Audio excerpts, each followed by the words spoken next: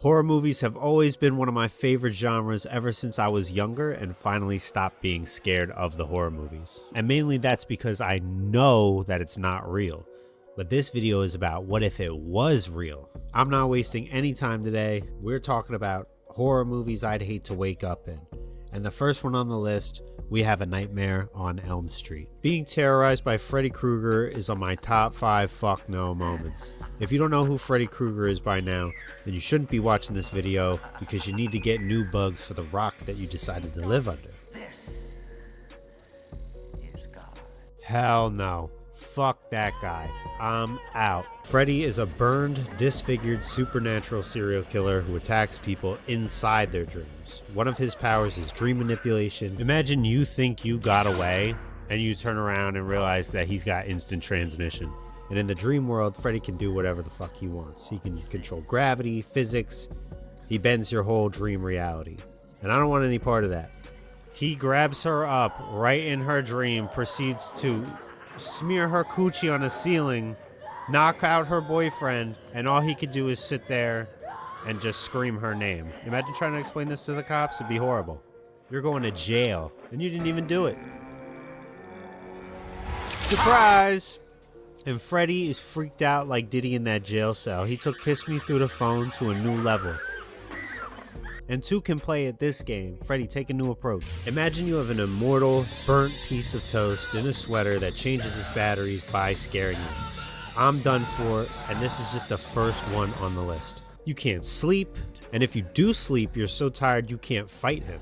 He knows your fears, and the more scared you are, the less likely you'd have a chance against him.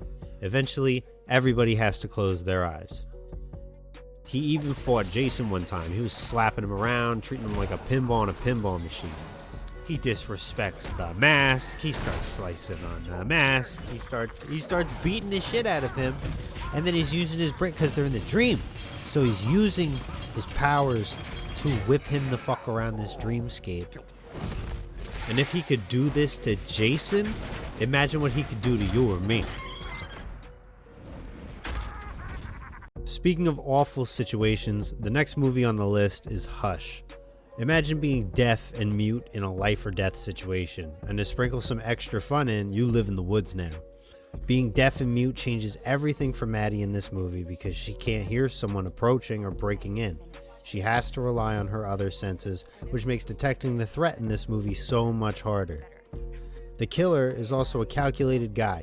He's smart, methodical, and a strategic hunter, and once the power is cut off, her access to the outside world was completely taken away to call for help.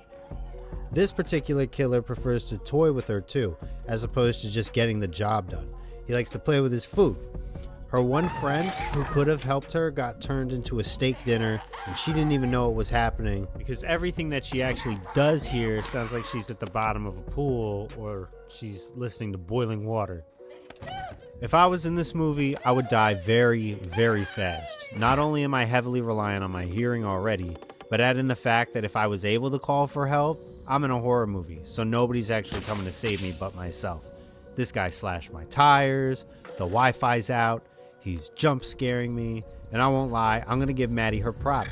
When all else fails, she tried reason. And if you haven't seen the movie, I won't spoil too much for you, it's a great watch. But instead of compromising with Maddie after she says I didn't see her face, he shows her his face, fueling his motivation to get the job done. I'd be done for. I can't handle this. Unless I sat in a corner and waited for him to strike. But with that, I'd only really have one shot to make it out alive. This is one of those movies that I think came straight to Netflix, but ended up actually being a really good movie. So if you want to watch it, you should go watch it over there. I don't want to tell you how it ends because you might actually enjoy it, and it's nice to have a few surprises.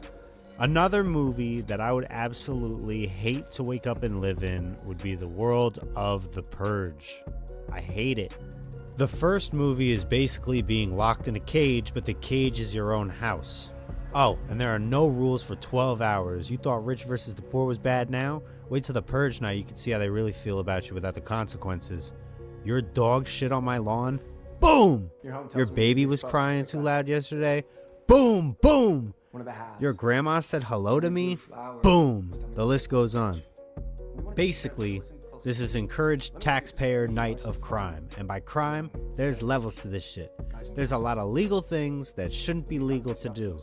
There's gonna be knives, bombs, guns, rapists, racists, robbers, and the worst of all, inescapable drip. The fits in this movie go absolutely crazy.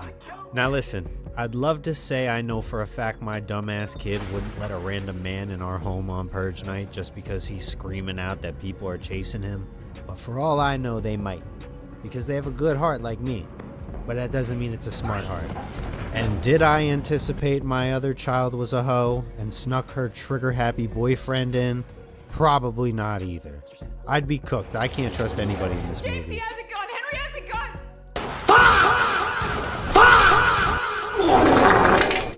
Except my man Ethan Hawke. He was going crazy.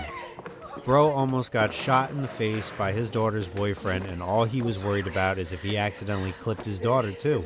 Because we know he got him. Great guy, man. Great guy. I was there, bro. Every turn you take in the Purge can mean death or something much worse.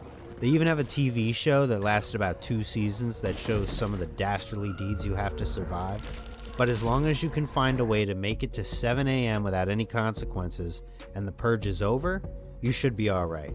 But now you have to worry about next year and all the enemies you made this year.